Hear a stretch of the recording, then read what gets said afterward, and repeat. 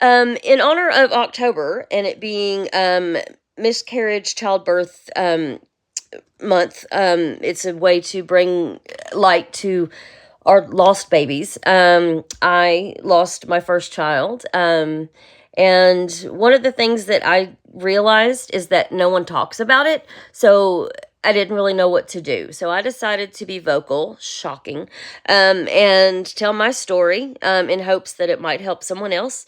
So I decided to write down my feelings that I was going through. So I'd like to introduce you to my darkest moment. Please take a listen and know where I was coming from, and maybe there might be someone out there who will hear this and realize you're not alone in this.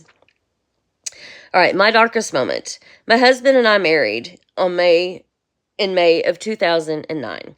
Shortly before our first wedding anniversary, we found out we were expecting. I was over the moon with happiness. I took several tests and I passed them all. We were so happy. Mason, our oldest, was excited. Life was perfect.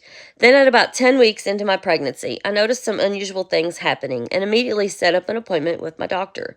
He ran several tests and informed us of the news. Our baby had died at 7 weeks. I was shocked, sad, depressed, angry. Every emotion imaginable. I had it. We opted to have the D&C and went in the next day to have the surgery. It was a terrible, dark day.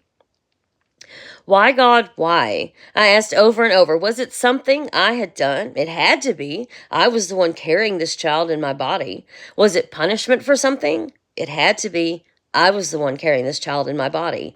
After much prayer and research, I realized that sometimes babies just die. The doctor said there was no way to know for sure why. Still, I was left with questions. I was left with concerns. I was left with a dark hole in my heart that I feared would never be filled. A few months later, we found out I was once again pregnant. I was even more terrified. I wanted to be excited, but the fear was taking over. I gave it all to God. I prayed He would help me see that He was in control.